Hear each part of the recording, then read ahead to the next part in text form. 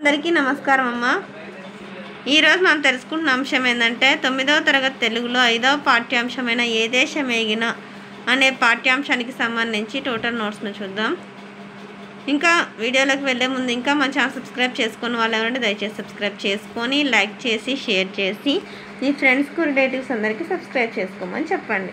నా ఛానల్ని సబ్స్క్రైబ్ చేసుకొని ప్రత్యక్షంగా పరోక్షంగా సపోర్ట్ చేస్తున్న వాళ్ళందరికీ పేరు ప్రత్యేకమైన హృదయపూర్వక ధన్యవాదాలు. ఇంకా ఆలస్యం చేయకుండా వీడియోలోకి వెళ్ళిపోదాం.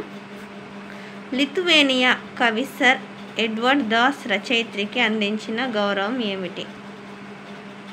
తర్వాత రెండవ ప్రశ్న, కాళిదాసు సాహిత్యాన్ని గురించి రూబెన్ పండితుడు ఏమన్నారు?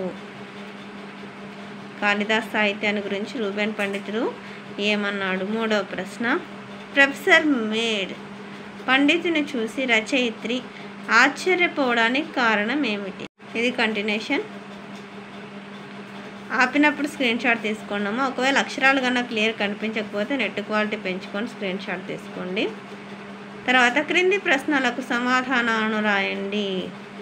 మీరు వెళ్ళిన ప్రదేశం విశేషాలను వివరిస్తూ యాత్ర రచన ప్రక్రియలో రాయండి.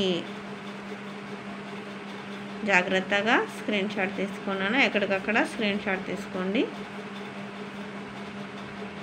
కొత్త బట్టలు అయిపోతేనే ఇది కంటిన్యూషన్ కట్టుకొని. తర్వాత పెద్ద ప్రశ్నలో రెండవ ప్రశ్న, విదేశాల్లో భారతీయ సాహిత్య మూలాలు చూసిన రచయిత్రి మనోభావాలను సొంత మాటల్లో రాయండి. జాగ్రత్తగా స్క్రీన్ షాట్ తీసుకోండమ్మా. ఒకవేళ అక్షరాలు కన్నా క్లియర్ కనిపించకపోతే నెట్ క్వాలిటీ పెంచుకొని స్క్రీన్ షాట్ తీసుకోండి. ఇది కంటిన్యూషన్. జాగ్రత్తగా స్క్రీన్ షాట్ తీసుకున్నాను, ఎక్కడికక్కడ స్క్రీన్ షాట్ తీసుకోండి.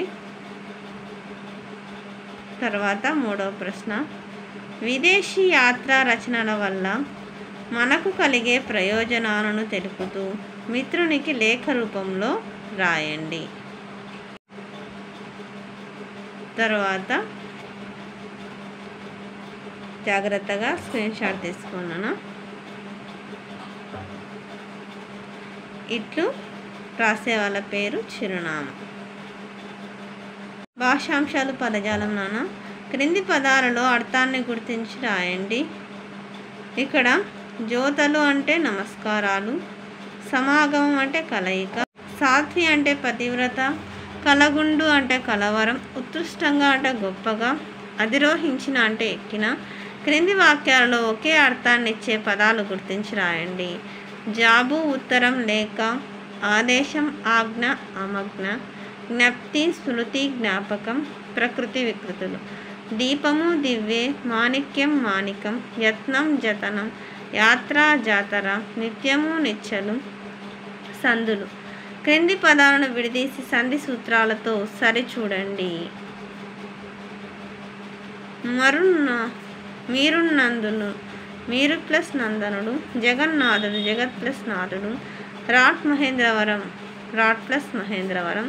క్రింది విసంధి రూపాలను కలిపి పదాలను రాయండి. వాక్ ప్లస్ మహిమ, వాగ్మహిమ, షట్ ప్లస్ ముకుడు, షణ్ముకుడు, సత్ ప్లస్ స్మృతి, సన్నుతి, చిత్ ప్లస్ మయం, చిన్మయం.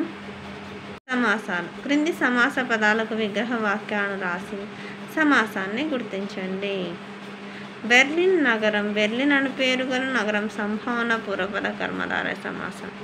శాస్త్రీయ అభిమాని, శాస్త్రీయం నందు అభిమానం కలవాడు, బహువేడి సమాసం. పురాణ ఇతిహాసాలు, పురాణమును కమ ఇతిహాసమును ద్వంద్వ సమాసం. యాత్రానుభవం, యాత్రను గురించి అనుభవం, ద్వితీయ తత్పురుష సమాసం. వాక్య రకాలు. జాగ్రత్తగా స్క్రీన్ షాట్ తీసుకొని ఇవన్నీ కర్మని వాక్యాలు. తర్వాత ఇది కర్తరి వాక్యం. తర్వాత అందరికీ ధన్యవాదాలమ్మా. ఇంకా మన ఛానల్ సబ్స్క్రైబ్ చేసుకొని వాళ్ళు ఎవరైనా ఉంటే దయచేసి సబ్స్క్రైబ్ చేసుకొని లైక్ చేసి షేర్ చేసి మీ ఫ్రెండ్స్కు రిలేటివ్స్ అందరికీ సబ్స్క్రైబ్ చేసుకోమని చెప్పండి.